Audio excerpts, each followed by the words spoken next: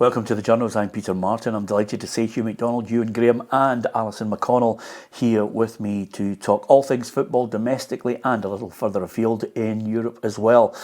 So, lots to talk about. Celtic's embarrassing run in Europe will be the hot topic of discussion.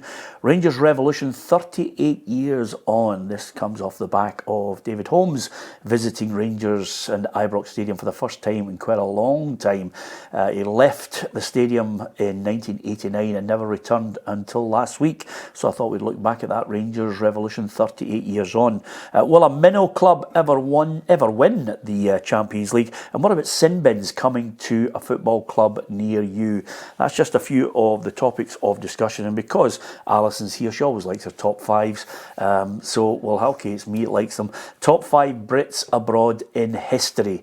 It's a great argument. Is it based on what they've won, or is it based on their contribution to European football? We'll discuss that. Straight to Celtic. Champions League. The worst record in Champions League history at the moment, with 15 games without a win, Hugh, and this off the back of the latest defeat to Lazio in Italy.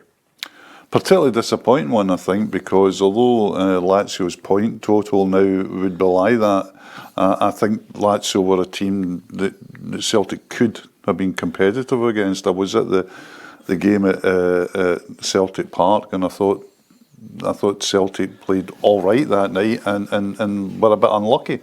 But we say that, a bit unlucky all again. I think the truth is, Celtic are not a Champions League side. It's as simple as that. The results prove it. The way the Champions League has moved on in terms of quality, I don't think Celtic have managed to keep up with that. Yeah, it's a strange one, because when you look at their boardroom and the way they conduct themselves financially, they certainly are a well-oiled machine in the boardroom and their finances.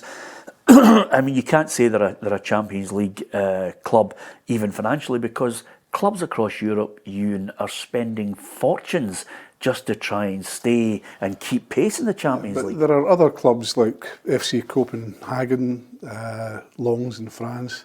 Shakhtar Donetsk have got 9 points. They haven't qualified for the last 16, but they'll get into the Europa League. They've got 9 points from 5 games. Celtic got 1. Shakhtar Donetsk are playing their home games in Poland. Celtic's away record in the Champions League since they first qualified under Mark O'Neill, 2001, is 1 win from 33 games. That's embarrassing. And that signals a lack of ambition, I think, on the behalf of the board, who've got £72 million in the bank, and they're using James Forrest at 32, who's been a great servant, but who's past his best, and Mikey Johnston, who last scored for Celtic in 2019, last night. And that's what Brendan has to work with.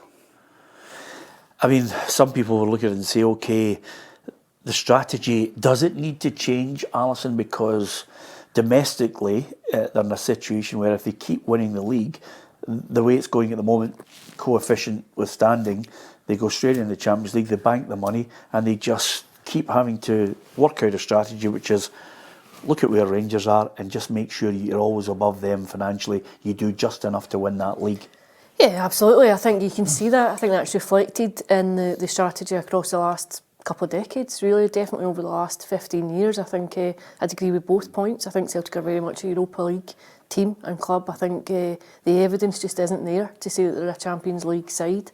Financially, I just don't think they will ever make a conscious decision to go and chase European success, because the funds simply aren't there to support it in the long term. However, what you could make an argument for is a more modern recruitment model that might invest and do what Celtic have done well in the last couple of decades in terms of sourcing good young talent that then can be sold on for profit. But that's been a mixed bag. I think across the last decade, I think there has been as many failures as there have been successes in that. To really go and compete at Champions League level, I think you need experience, and I think we all know that comes at a cost. Yeah, I'll pin it down to 2003 because basically from Dermot Desmond and Peter Lawwell, that's been their strategy. It's 2003 onwards, and it's just basically a situation where they have a criteria for a player that they'll sign.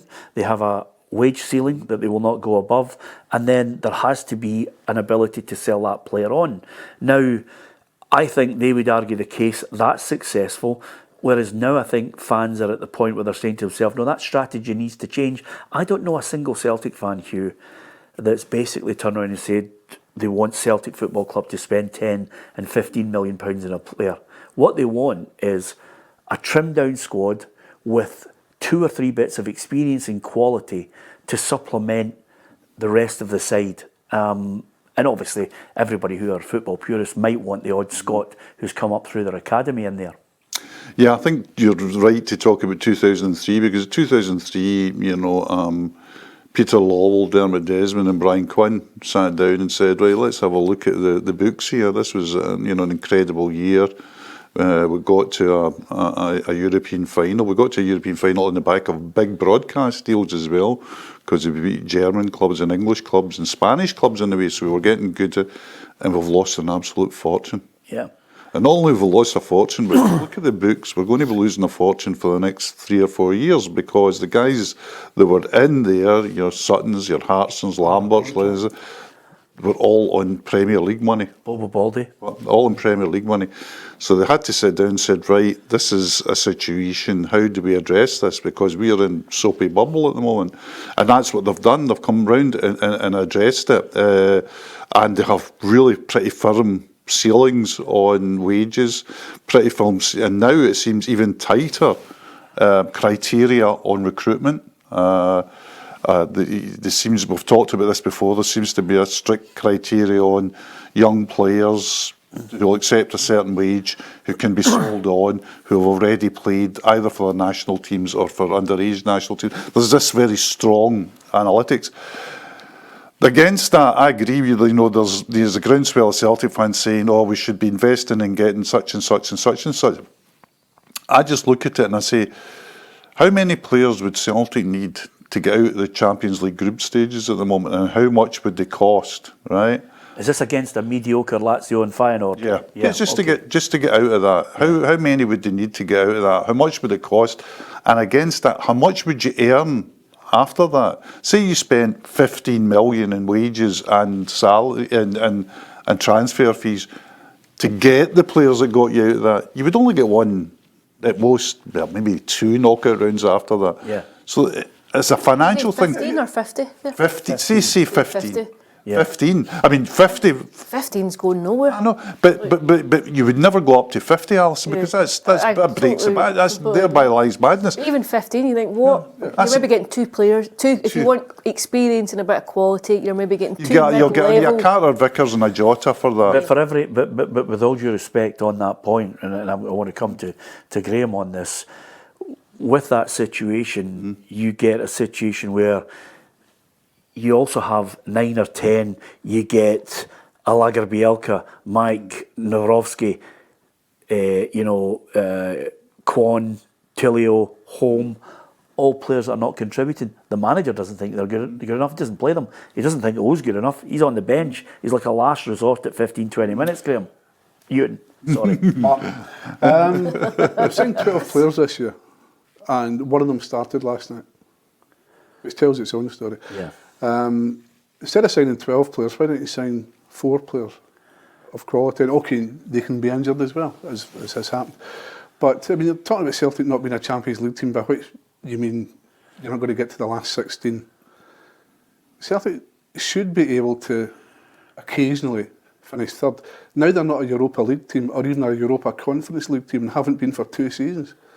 And that's going to be a self-fulfilling prophecy. But Ewan, is there an element of balance in this where we have to say to ourselves, he came in, Peter Lawwell, for example, came in 2003. You talk about Brian Quinn, one of the most experienced people from the banking industry. Dermot Desmond, multi-millionaire. You don't become a multi-millionaire, possible billionaire, without having that shrewd business acumen. They would argue that you only have to look at Rangers, their situation going over the cliff, and now this situation where they're always teetering on the edge of the cliff, just to try and get themselves back to a really strong position. There has to be a bit of balance to say, well, wait a minute, you can't just keep battering Peter and battering, the subsequent chairman and chief executives who come in, because the blueprint is working. They're healthy in their environment. But no one's asking them to risk their existence here. No one's asking them to bet the house on qualifying from the Champions League groups. They're just looking for a bit more ambition. And this constant signing of projects. I mean, Aidan McGeady made the point after the game in Madrid this season when they lost 6-0 that Brendan was sending those substitutes on, those projects on, to say, this is what I'm having to work with. This is what I'm having to deal with. And by the way, Brendan has now managed Celtic for 17 games in the Champions League and won 1. Yeah. The reason why I brought you in is because he's just got these wonderful, dismal statistics that are damning, because... Damning is a word. Yeah, it's a fair assessment of every aspect that he's mentioned, from players to runs, to the manager's record as well. It's undisputable. It's not a case of, some people will say, oh, wait a minute, you're just having an absolute battering of the board, or you're battering the manager. The stats are there for all to see. Now, Hugh's point here, which I want to try and get your thoughts on, Alison, and I'll throw open to the church as well on this one, is quite simply, nobody wants them to have... You can't have a squad of 32, 33 players with, as you had mentioned there, players that are not good enough. You'd rather try and get a squad of 24 with 2 or 3 at 5 or 6 million, Hugh, that could still meet the criteria. Maybe they've got a wee bit of experience. Maybe you look and say, I'll buy 3 Joe Hart types who are maybe looking for their swan song in their career, who can come in, add that little bit of professionalism, show the younger players, bring them on, but also contribute on the park to getting them the results that they crave. Just win some games. Yeah, I think the fact that Celtic should be expected to win isolated games, whether or not they should be perennial qualifiers for the latter stages of the Champions League is up for debate, given the resources that they have and given the way that the game has moved on in a European context. But they should be able to compete at times. And how many times across the last 15 years have you said they were really unlucky? How many late goals did Celtic concede after playing particularly well? Or a game like last night where you think, Lazio are there for the taking at points, but Celtic had no menace at all in that final third. And another point, I think, is that I think they're a weaker team than they were last season. I think if you compare and contrast the likes of O with Georgios Giakoumakis, allowing Giakoumakis to leave in January and what he's subsequently went on to do in America and MLS, I think when you compare him with O, I think you were getting far more out of Giakoumakis. The likes of Jota away, I think he offered you a threat in the final third, not just in terms of being able of his delivery, but also in his execution and being able to chip in goals. At the minute, if Kyogo's not in form or you've not got Kyogo in the game, you struggle to see where the goals are going to come from. There's also a breaking point, Ewan, and I give you the report that came out this week that Celtic have one of the most expensive Champions League tickets for away fans and for the home fans as well, because it's a hefty price. I mean, can you imagine paying £65 to come and hear the Champions League theme, a huge roar, and then you get thumped? Yeah, because that's what's happening. And one of the major criticisms of Brendan Rodgers in his first spell at Parkhead was that he was too gung-ho, and he was. And he was saying, we're not going to change the way we play, we'll learn by the way we play in Bayern and PSG and Barcelona. I said, great, carry on. We'll put 6 and 5 and 7 past you. And that's what happened. I think he's become more pragmatic, and I think this year's proved it, but the late goals that Alison mentioned have cost him because they're not good enough or experienced enough to see out games. I think fatigue comes into it as well, because if you're getting chased, if you're getting chased about in the top level, it's why Celtic will score a lot of late goals in the Premiership. Teams just get that bit fatigued, and the concentration goes towards it. Just it's quality and experience again. Yeah, I have to offer try consistently, Hugh, to offer a balance on it. There are some positives, and the positives for me, at times for 70 minutes of a game. And I know the game last night, it's the same as Ange Postecoglou with the 60 minutes against Real Madrid, but there are signs that they are playing a European style of football. But in the key moments where you want to change a game, Immobile's past his best. He's still a great player. And so's Pedro, who did the same at Parkhead. They can come on and make that contribution, but there are signs of some nice football, but they just don't have those little sprinklings of quality that can maybe open up and take those chances. The ball at the back post where Yang heads it back across the goal. The goal's gaping. Okay, it's an acute angle. Try and hit the target. But that was like Pedro's goal at Celtic Park. He scores in the last minute with that header. I think that when you go down to strategies, though, you've got to sit and think, right, what are Celtic wanting to do here, right? And we know it's a board that's full of good business brains. We know it's a board it's a board that's, delivered profits. It's delivered, a refurbished stadium. It's blah, de blah. So we know that they're not daft people. They're going to say, what is their strategy? And is their strategy just to say, listen, let's just get into the Champions League, because that's a game changer financially. But getting out of the group stages, to guarantee get out, as you said, and we know there's no guarantees in football, to give yourself a really good chance of getting out of the group stages, what is the cost analysis of that? What's the cost effectiveness of that? And I wonder about that. I wonder about the risk reward strategy of putting a lot of money in for maybe one game after Christmas. But I think most Celtic fans would accept finishing third. Oh, I think they would. Top two. Yeah, I think they would. I think they would accept that as well. They would this year, Ewan. But the problem is, next year there's no parachute for any club. Yeah. So you've got a also- situation. £60 million is the absolute reward. So next year, you go straight into the group stages. You'll play these 8, possibly 10 games, Random games, yeah. and then eventually you might get the chance to go into a knockout phase again in the next stage. But then after that, it's dropped. So you get your 60 million in the bank. They've got 72 at the moment. By the time they get to the end of the year, they might post even more profit. That suddenly you're in a situation where they're heading into the summer with more than 72 million in the bank. Player sales undoubtedly on the way.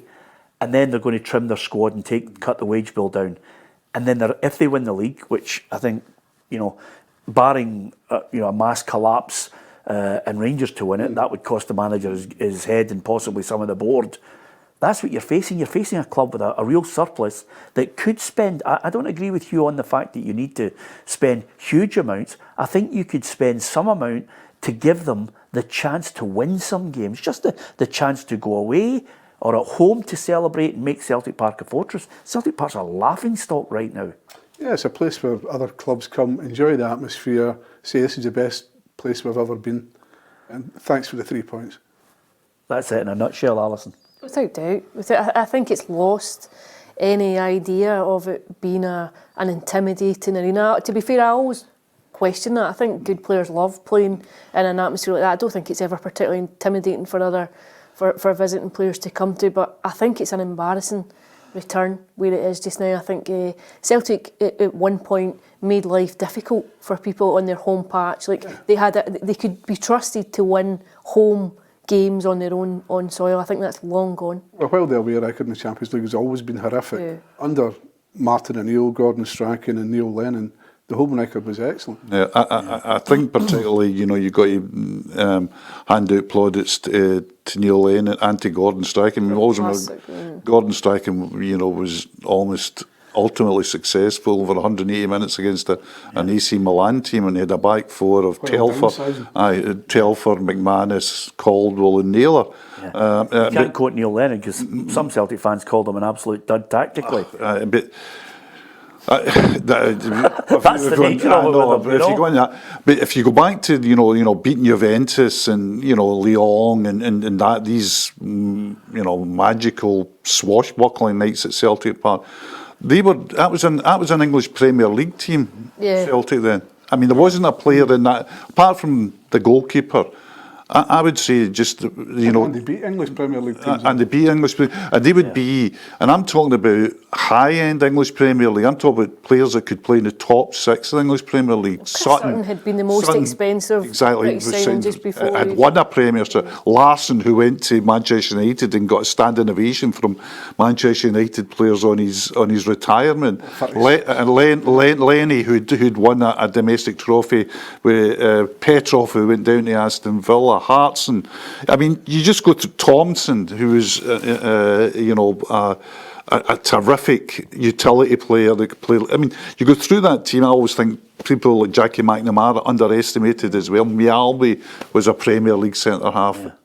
You go through that. It's a matter of quality. You just don't have that quality Lambert now. won the Champions League. Lambert wins the Champions League. To be fair, and I think this is coming up very shortly, and I did mention it at the start of the season, that there are two forms of a critique of Celtic. One is the domestic one, where the manager is expected to win it based on the fact of the money that he's got available to him and the squad. And the second one is ultimately why he was brought back in the first place. And I suggested that I couldn't see where Celtic would get a point from. I just couldn't see them winning a point. They've got 1 point. They might have a flurry and a nice win against Feyenoord when it becomes all too academic in match day 6. But I think the thing that's coming fast and furious towards the board is you either change your strategy, or that'll be the straw that breaks the camel's back for a lot of Celtic fans, because I look at that squad, Ewan, and I'm saying to myself, Barkas still on the books. You've got Scott Bain there, you've got Siegrist. You're then looking to yourself and you're saying, Taylor, is he good enough? Lager Bielka hasn't featured. Scales was heading out the door. Nat Phillips, who was brought in, where's he? Narovsky hasn't been seen. Kobayashi's ready to be offloaded. Carter Vickers, passable. Bernabé, not good enough. Ralston and Welsh, they'll look towards their careers in the summer. Ralston will probably stay because he just signed a new deal last year. And then as I go through that whole team here, Iwata, Yang, Turnbull was on the way out. Home, James McCarthy, 4-year deal, hasn't kicked a ball. And then you've got Kwan, Iwata, as you mentioned, Bernardo on loan, Matt O'Reilly, Stonewall certainty to be sold in the summer, Hatate possibly too, McGregor, and then you've got Palma, Kyogo, Abada, Yang, Tilio, Maeda, Forrest and Johnston.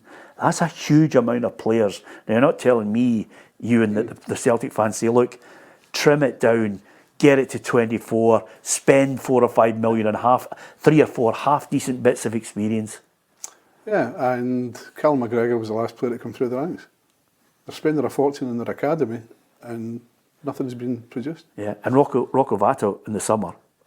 Yeah. He could be off. Not that I'm saying he's the real deal. You know, but remember, there was a touch-and-go point where Celtic fans wanted Callum McGregor off to Notts County. Do you know what I mean? It's all about people grasping the nettle. But I understand where you're coming from, Hugh, but I think from the board's perspective, they've got to sit down and say, we need to change this strategy. You can't charge top dollar to Celtic fans for tickets and not win a game. It's just not acceptable. I think you can, though. People, listen, tickets are like gold dust. I know they're like gold dust, but there is a breaking point. Yeah, meanwhile, this season, Rangers have made more UEFA prize money from playing in the Europa League than Celtic have in the Champions League. Yeah, I don't think you can argue with it. Do you think they'll change? I don't think so. I think they might tweak it slightly, but I think for all you go through the players there and you see this one, that one, they'll look at 2 or 3 of those players doing enough to be sold on, and that's all you need. I mean, you don't need 50-50. You don't even need 60-40. 90-10 can do you at times. If you get a Jota that you buy for 5 and sell for 20, if you get a Matt O'Reilly, I don't know what he cost and what he'll go for. 1.2, but he might go for 10, 15. You don't need many to succeed. You really don't. I don't think it'll change. I think the only way that there will ever be ripples of unrest is if there's no domestic success. I think domestic success is your be-all and end-all. And if you have access to the Champions League, I think supporters will grumble about the record. I think there'll be criticism about the record, but people will turn up. People will go. I'm not so sure. I think if people believe that there's no hope of achieving even a creditable draw at home in the Champions League, I don't think they'll buy a 3-match package. But the thing is, like this season, there's no evidence this season to suggest that they would do anything. Before the campaign started, you could probably have predicted a point, maybe 2 points, the odd home win.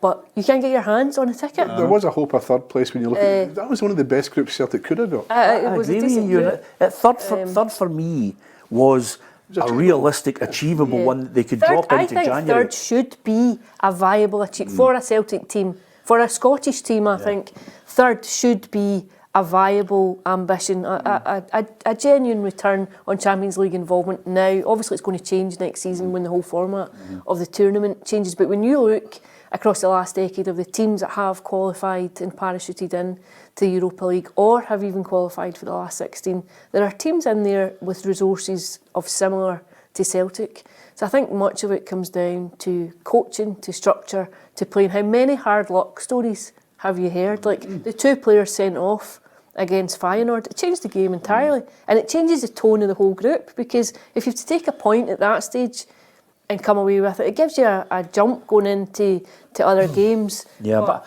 I don't buy into the hard luck. I agree with Ewan on this. I think at best, third was achievable. I think at best they are a mediocre Europa League side. Mediocre at best. But the one thing that's the real damning in stats on Celtic in Europe is Rangers reached the Europa League final. Well, Celtic last won a knockout round in Europe 20 seasons ago, and in that time, Rangers beat the 2 European finals. That should be embarrassing the Celtic board.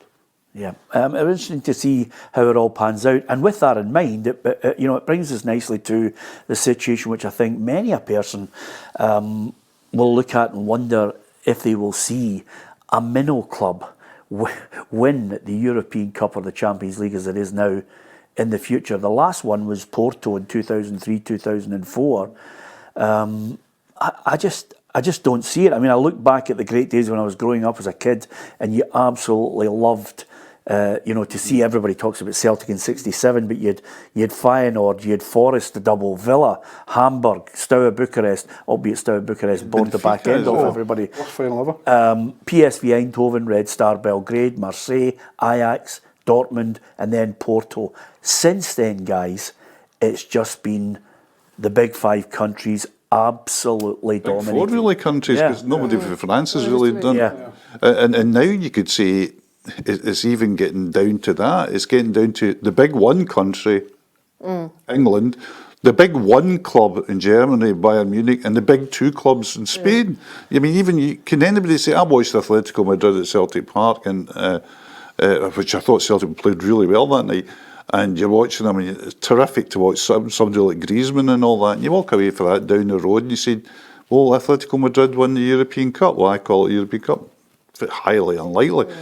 The big problem with what we call the small clubs is that at one time, Peter, clubs could build their European teams. People forget that Ajax were beaten in a European final by AC Milan. I think it was 69, 4-1, cuffed, absolutely cuffed. And it was early 70s before they came, because they could nurture players. But if Ajax now has, like against Spurs, gets to a semi-final, unlucky to lose the semi-final, but they get to a semi-final of the Champions League, in that summer, they'll lose 4 or 5 players. Well, closer to home, Jim McLean built up a team over years in Canada, took them to a European final. He would never get the chance to do Absolutely that, because he would lose 2 or 3 guys every summer to Celtic, Rangers, down south. You just can't keep players now. Yeah, and also I think the other sad fact is that we are witnessing even really good potential at 15 and 16 who are being cherry picked down south. They think £500,000, we'll just take him, and if he makes it, he makes it. If he doesn't, he doesn't. I think when you have so much wealth, you can afford to take those gambles. You can say, well, what's a couple of £1 million here or there? It's small change, really, when it comes down to it. But what it does is it restricts the pool where everyone else operates in. Should we, listen, I do think, and I know this is going to be slightly controversial though, because many, many moons ago we had a situation where there was only one player, Darren Fletcher, playing in the English Premier League. We have a number of people from Scotland playing there now. Should we expect, I think the SFA deserve credit for whatever that grassroots level that helped players develop. They deserve some credit for people coming through. But should we expect more managers to maybe give young Scottish players a chance here to get that 50, 100 games that they crave, or are they under so much pressure, as Hugh says, to be cherry-picked? I think if they were good enough, they would get that chance, because managers aren't going to not give them a chance if they're decent. And they're not going to cut their own throats, though. Exactly. Yeah. Well, no, but not everyone's expected to compete, at the top of the table. Lots of mid-table guys who could take a chance on them if they were good enough. Yeah. And there's a lot of Scots who are playing in the Premiership who aren't good enough to play for Scotland and who are not going to get a move down south. So Scottish players are playing, but not at the biggest clubs. Yeah, it would be nice to see a few more of them get that. I mean, I think it was Mark Votta said you need to get players playing 100 to 150 games. You know, you need to get players who have at least got the chance to make mistakes, learn off fellow professionals, become better players, and again, grasp the nettle like a blow as an Andy Robertson going back to Queen's Park and then suddenly saying, well, I'm really going to go for it. I'm really going to try. You know, not that I'm suggesting he didn't try at Celtic, but he just grasps the opportunity to say, no, I'm not done here. Well, you mentioned James McCarthy earlier, but he and James MacArthur both played over 100 games for Hamilton before they moved south. Absolutely, yeah. I mean, but given that they were given that platform, it's very difficult for managers. I always use a sort of like, especially like I notice like Celtic Rangers managers always talk about, oh, you never play Scots guys, etc., etc. But they do if they're good enough. The problem is that if you come into Celtic Rangers domestically, you've got to win every week. It's an absolute. I mean, you just saw it last weekend, for example. Both teams draw. The angst on Saturday night from one half of the city to the angst on Sunday night from that's two draws. So like I always use the you know when Armstrong was coming through Dundee United, for some reason I watched a lot of Dundee United that season and I thought he was a player, but he was a player that made a lot of mistakes and he was a player that really needed, you know, a lot of coaching, etc. And he's ended up an English Premier League player and an internationalist, and rightly so. But he wouldn't have got that run in a Celtic Don't get team. that space to He be. wouldn't have got that space. He wouldn't have got, you know, two good games out of 5. Yeah. Well, Gary Mackay-Steven came with him. He didn't. He didn't. yeah. Do you think a Scottish club will be? No, I think it's a different question. I think it's possibly something that might happen depending on which team goes into the Europa League or the Conference League. Do you think we'll see another team in the final? No. I think the way the game's progressing, that's a long way off. The only thing that'll happen is that if and I see it happening, is if there's a rearrangement in European football. And I think the commercial pressures to rearrange European football might find a level for Scottish clubs to be in a competitive division. And do you think that's the ultimate, just before I go to Alison on this, do you think that's the ultimate reason why it's imperative to keep Peter Lawwell in that European committee to find out where that's steering? Well, yeah, well, he'll be very influential in that as well. He's vice chairman. I mean, he'll know what's going on in there. And I mean, you could have a whole programme on the politics of European football at the moment. The big politics of European football at the moment is everybody's worried about the English Premier League. Yes. Everybody's, not just us, not Scandinavia, Barcelona, Real Madrid, Bayern Munich, Benfica. They're all PSG, they're all worried about this, and there's going to have to be a rearrangement about that, because otherwise, if there's not a rearrangement about that, ultimately you're going to get a fissure, and you're going to get a European Super League, where the European Super League says, we don't care if you're coming English Premier League, because you're a Super League at the moment. Yeah. We're just going to break away. The best rearrangement would be for Manchester City and Chelsea to be relegated. Yeah, okay. I'm so glad you're not coming to our Christmas party. I mean, Everton docked 10 points for one charge. Yeah. Was it 115? Yeah, 115 for Man City. Yeah, the point that you make there, which I think is a very good point, is quite simply we have a triple problem here. Mm-hmm. We have a situation where, as I said to you, Real Madrid took out a £370 million loan. They've hawked their TV rights forever and a day. Barcelona, same thing. There's no more money coming It's in England for there. this. It's everybody chasing them at the risk of massive debt. And then, of course, you've got lots of clubs, and I include Celtic in this, and lots of other clubs thinking glory days are fading into black and white pictures. How do we even get any modicum of success? Celtic, I mean, if you look at it now, if you said to man of mind, if you said to me, Benfica, I would say that's a huge club. That's one of the clubs that broke the Real Madrid hegemony of the terms of Eusebio, or one of the greatest clubs in Europe. What chance Benfica winning a Champions League? Zilch. And they've made something like 340 million in profits. Transfers. Yeah, absolutely. Okay, sorry to be the prophet of doom on this. It was a worthwhile topic. It's certainly, when I look back at some of the great days when you would witness some teams, other than the big four, as we've discussed here, winning the Champions League. Will that ever happen again? Will we see Scottish clubs in a European final? All these things are open to debate. You can give us your thoughts in the comments section below. And of course, don't forget to download the app and you'll get all this breaking news and our programming at your fingertips. Just before we go on to the main topic of Rangers, I thought something that just slipped under the radar, and it didn't really get a lot of print or exposure, was John Greig picked up a CBE and Prince William handed him the CBE, and I thought, absolutely fantastic. People can have their own say on honours and that the CBE, OBE, and everything. But for me, I looked at it and I thought, well done. Any honours that can come John Greig's way for what he achieved as a player. He'd love to have achieved it as a manager, just wasn't to be. But he's one of the absolute greats of our game. It was a lovely photograph of him. Yeah, I'm sure he would have enjoyed it. I have my own thoughts on the honours list that I won't share, but I'm sure for him it's a personal accolade. It's tremendous. My only real relationship with John Greig is through his time as a PR officer when he had moved seats quite significantly. He's done every job in that building, by the way. But I'm sure he would be thrilled with it. I did find him funny at that time because as Ewan is about to jump in on, you're not speaking to him, by the way. but his contribution for me as a player, when I was growing up as a kid, John Greig was Rangers for me.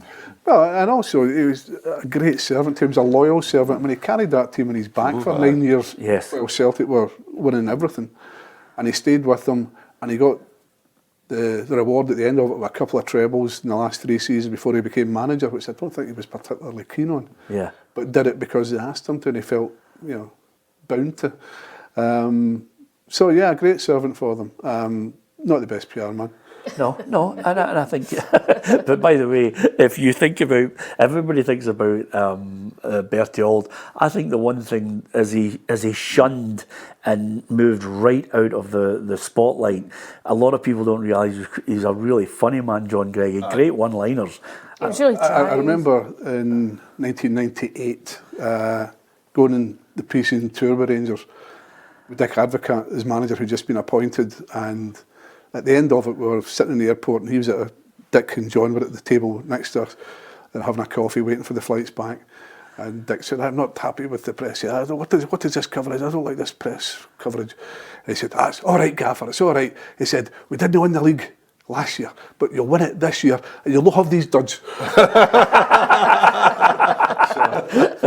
Yeah, I mean, I thought his sense of humour was fantastic, and I think the iconic image for me is him with the Cup Winners' Cup and the goatee beard and breaking tradition with the beard as well. And he played in a few positions as well. I mean, we can see the statue outside, which is in memory of the 66 who lost their life in 71 in the Ibrox disaster, which is a lovely statue. But his contribution, massive. Scottish Cups, League Cups, as you said, the Premier Division and the Cup Winners' Cup. It was just a nice, fitting tribute to him. I don't want to get into the honour system. I just think, when you...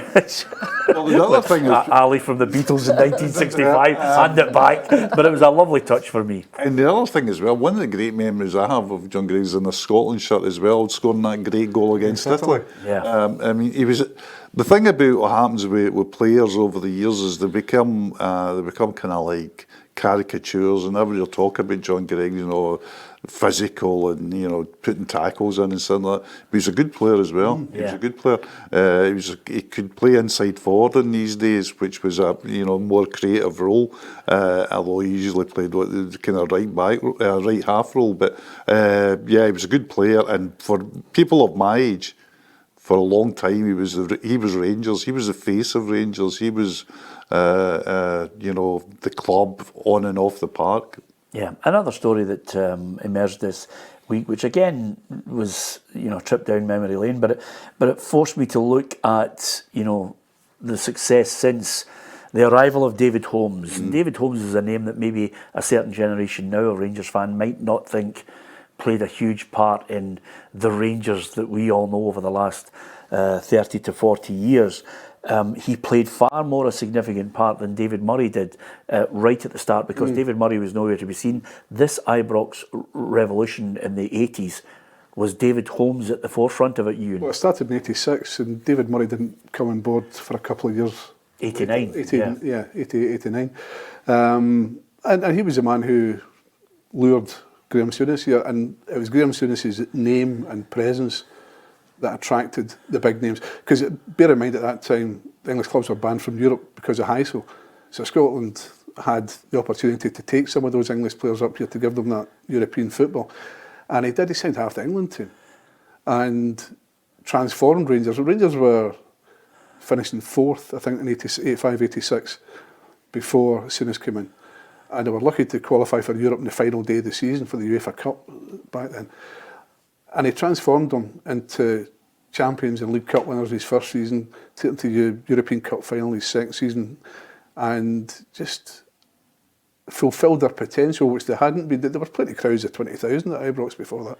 Yeah, I mean, it was an unbelievable situation. I mean, I can remember Ali, Butcher, Woods, Wilkins, and you thought, wow, the whole axis of Scottish football is about to change. I mean, even Fergie, who'd won the 85 title with Aberdeen, I think he must have realised there was a huge, huge challenge. I'm not saying that prompted him to say, I'll get out and go to Manchester United, but there was a huge change and shift in the power base because they had money that none of the other clubs could compete Chris with. Woods too. I think to put it in a modern context, it's like bringing up Phil Foden and cherry picking the best in the spine of the England team and bringing it up to Ibrox. It's unimaginable now. Like, it would never ever happen again now. But yeah, it completely changed. It didn't just change Rangers; it changed the whole face of the Scottish football. Eventually, it put a lot of pressure on Celtic, obviously, who went through a grim decade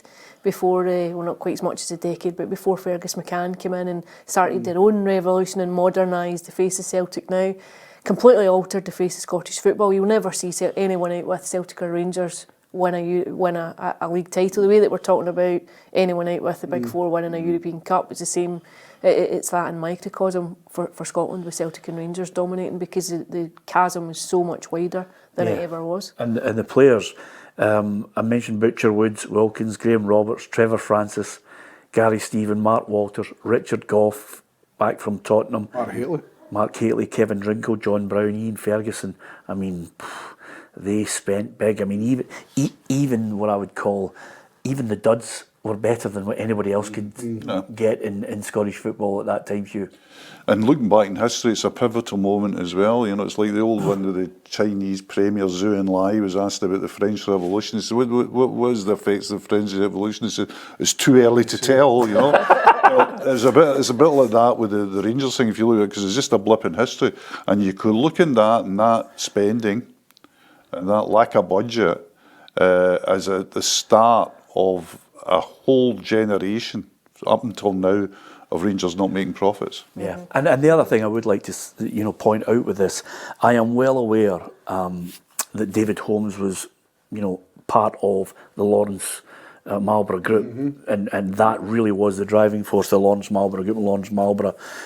So he was in effect the figurehead of that. I wonder, because history will tell you, Ewan, that they were starting a revolution. And I think they might, from any Rangers historian, have a stronger case for being looked upon more favourably than what followed afterwards, because the David Murray era took them down a road that they never want to remember. Well, they took them to the precipice, and Craig White was just in the drive and bailed out, and Craig White was left holding the wheels out over the cliff.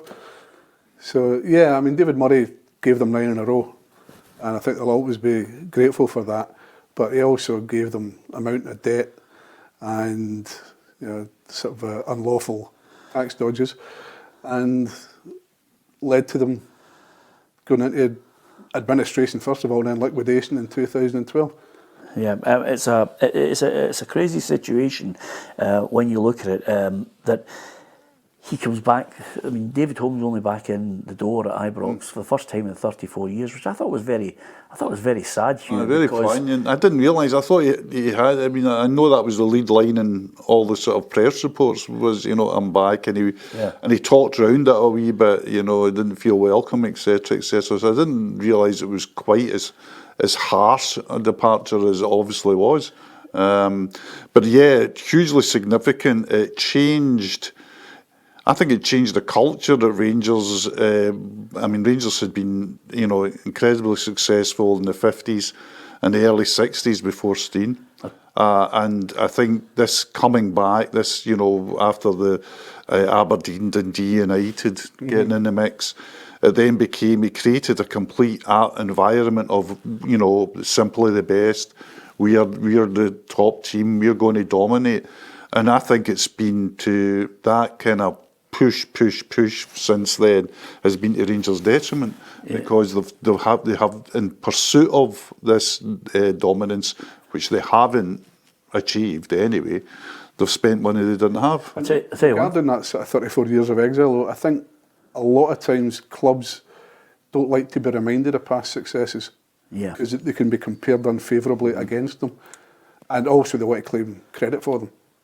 I'm not saying that's what happened, but that's a possibility. Yeah, absolutely. It's a good point you make. And of course, since he left Ibrox in 1989, me being the statistician, I thought, I wonder how many titles. Rangers won 16 titles since then, and Celtic have won 18 titles.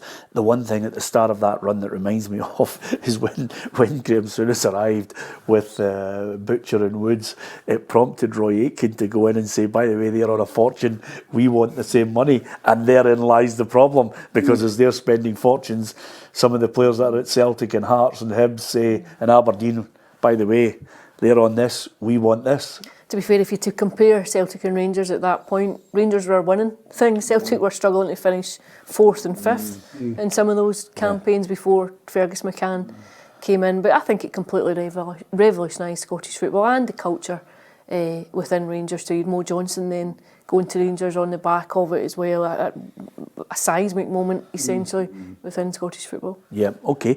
Two things I want to get your thoughts on before we finish. Sin bins. Are you for it? Because the stories come out, just to explain it quickly, Ewan, the stories come out that we could be trying out a 10-minute sin bin for cynical fouls and dissent. Well, Jim Craig from the Lisbon Lions has been advocating this for years now, and his reasoning is that it's better to be punished immediately for the sin you've committed rather than wait 3 or 4 weeks for it, if it's a yellow card, for example. Or a red card even, and then... Did he say it like that? Because it sounds almost biblical. But, because then you're being punished in the game you've committed the offence in, rather than, you know, losing it out later on, and the other team that you've committed the offence against gets the advantage of that. Are you for it? No. And for the very good reason that I think our officials are so poor that, I mean, we've seen with VAR, which has only made 3 mistakes all season, apparently.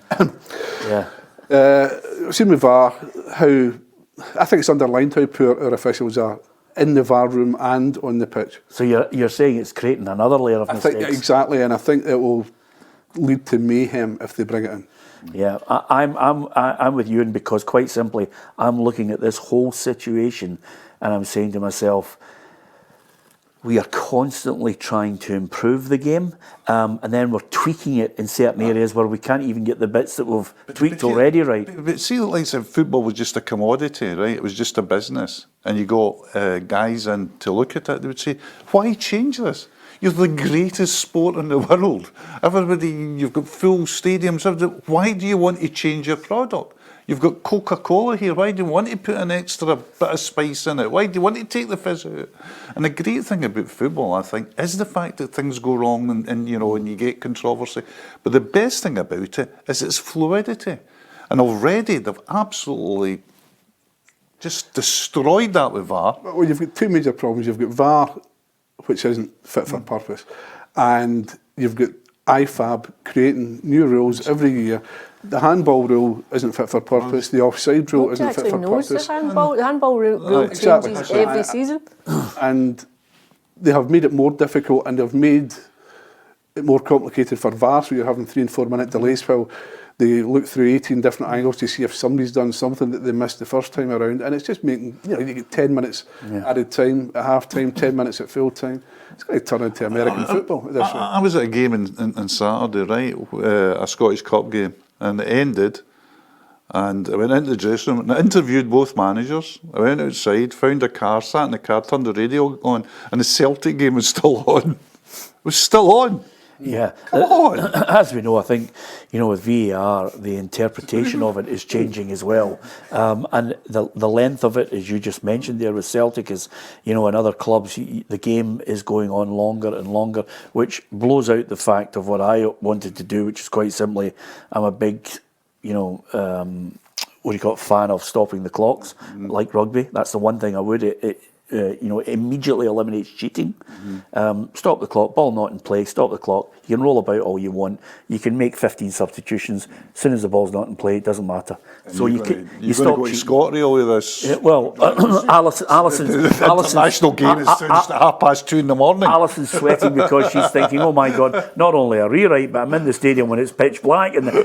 But believe me, Midweek it's not deadlines, as bad as you think, because we're now going that length anyway. We're going that length based on a referee's interpretation of how much is to be added on. Stop the clock, you take the interpretation away from the referee. The other part of it, and the sin bin, I agree with you, and oh my God, they're going, there'll be riots on who's going to the sin bins, change the game. It was a wrong decision to send them there in the first place. It's an absolute nightmare. But by the way, Pierluigi Collina says it's very probably going to involve professional football. And of course, there's a real clamour, never mind the sin bin, the explanation of any of these things from a referee. People are really now saying, Ewan, come on, we want transparency. It's creation for these guys as well, isn't it? Yeah.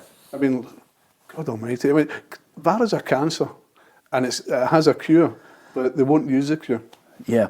The other Spend too much money on it then. Yeah, the other aspect of it as well is quite simply getting the big decisions right, and the consistency of it. You mentioned there that people don't know the handball situation. You're absolutely right. The interpretation of the rule as it changes every year becomes more complicated, and sin bins would only add to it. You can give us your thoughts on that one as well. I thought I'd throw that in. As soon as I saw it, I thought, oof, that's a Journos one right away.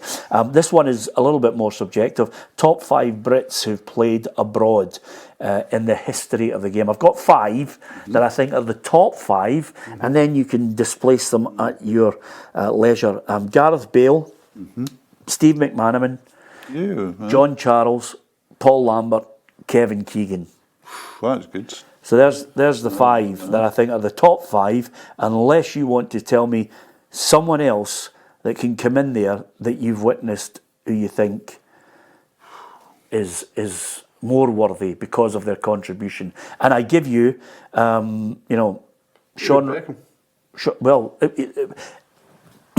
Beckham's a great argument. 1 league title for Real Madrid, Paris Saint-Germain, and then AC Milan as well. It's a great point. You're not winning a title with PSG as well? That's Paris Saint-Germain, Yeah. yeah. So he's a good shout. And also, if talking about abroad, LA Galaxy. Yeah. I mean, it's a great shout. I mean, does he get in the top 5? I think it's a strong top 5 you got, actually. I don't usually agree with you, and I'm a bit devastated. I'm actually devastated by this. But I forgot about McManaman, which is... I forgot about McManaman as well. He's in Cup for final. Against Valencia. So, I mean, and by the way, one of the best books that I've read was his book, 4 Years in Madrid. It was all about him being shunted so far out, and he just would not tolerate it. He wouldn't give up. I know. He dug his heels in and thought, no, you're not getting me out that easy. I'm just trying to think of it. Wilkins had a decent career. Well, I'll be fair to you. I'll give you some of the names that are there. I mean, Bradley Wright Phillips and Tammy Abraham, Ashley Young, Laurie Cunningham had Chris Smalling, Laurie Cunningham, Ray Wilkins, Paul Gascoigne, Steve Archibald, Mark Haitley, and you also have Paul Ince, Graham Souness, Jude Bellingham, Trevor Francis, to name but a few. Chris Waddle, Gary Lineker. Gary Lineker, I think, would be deserving of... they're all worthy of a mention. but Bellingham's going to be Glenn Hoddle. Aye. Bellingham's going to be number 1 in the list. Yeah, He's going to be it. David Platt. He's trying to think of anybody else. You mentioned Gareth Bale. Chris Waddle, who was voted the European final, second European Cup greatest. final. Yeah, he was voted the second greatest ever Marseille player. Yeah, behind. It's a good point. I think it might be somebody like that. But Played for Falkirk as well. yeah. So Jean-Pierre Papin. Yeah. So there you are. Any other ones that you can think of? I think that's not a bad. I'm just going to give you one to give you the anecdote I told you earlier about a mate of mine, Ali Dick. Yeah. He played for Ajax and they won a European Cup Winners' Cup medal. But he gets in the list only because he was once asked what was the best front three he'd played in, and he said, I played with Bergkamp, Van Basten and Dick. That was the front three, and I think that's not a bad. If you're going to put that in your gravestone, that was the front three he played in when he was at Ajax. And yet, strangely enough, and I know we joke about it, but Ali Dick is not at the forefront of anybody when they think of Scottish players who have achieved something. He's got 3 European medals. Yeah, and that's 3 more than John Collins, who went to Monaco as well. You know, so there's a few Brits over there. Any that you can think of, Ewan, that you think are worthy of a... No, not. We would have mentioned Lambert, didn't we? We did, yeah. Yeah, Lambert's there. But Lambert's, I think, was the most incredible of the 5 in your shortlist. Yeah. Because he was at Motherwell, he was a free agent, he couldn't find a club, he was writing to clubs and getting nowhere. And they remembered him from having played against them in the UEFA Cup at Fir Park and in the Westphalian. Took a chance for him, and not only does he win the Champions League, but he's man of the match in the final where he's man marking Zidane and doesn't give him a kick. Yeah. So, And he was there for such a short time. Yeah. To be there for such a short time and have such One a season. successful... one and a bit, yeah. Yeah, and I also must mention to you, because I just think I thought he was a wonderful player, Steve Archibald, on the basis that when Terry Venables went there, and the sad passing of Terry Venables, he guided Barcelona to their first league title in a long time. 11 years. You know, with Mark Hughes and Lineker there, but Archibald had to pick up the Maradona top and wear the number 10. That tells you a lot about the guy's strength of mind as well. I mean, that just says he just takes it and puts it on his back. And you see, it's like that Fergie thing. Fergie always used to try and take players out into an empty Old Trafford to see when they signed them, just to see how they reacted to an empty Old Trafford if they were overawed. And Cantona went out and Fergie said to him, "What do you think this stadium is like for you?" And he says, "Is it big enough for Cantona?"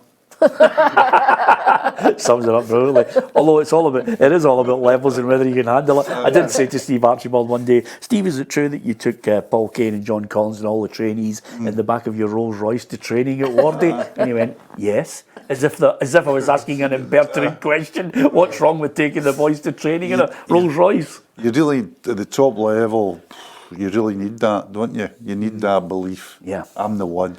Absolutely. We've all had that at one time or another and been shot down in flames. Anyway, an absolute joy. Thanks, Ewan. Great to have you in. Great to have the chat on it. And of course, Hugh and Alison as well. If you enjoy it, don't forget to hit the subscribe button on our YouTube channel. Thank you to so many of you who are enjoying not only the one-to-ones, but the women's football show, the Journos, Straight Talk, and of course, our football show with Neil Lennon, Lee McCulloch, Ruffy, Tam McManus and all the supporting cast behind the scenes. Hit the subscribe button, download the app, you'll get all the breaking news at your fingertips. From myself, Peter Martin, thanks for listening and thanks for watching.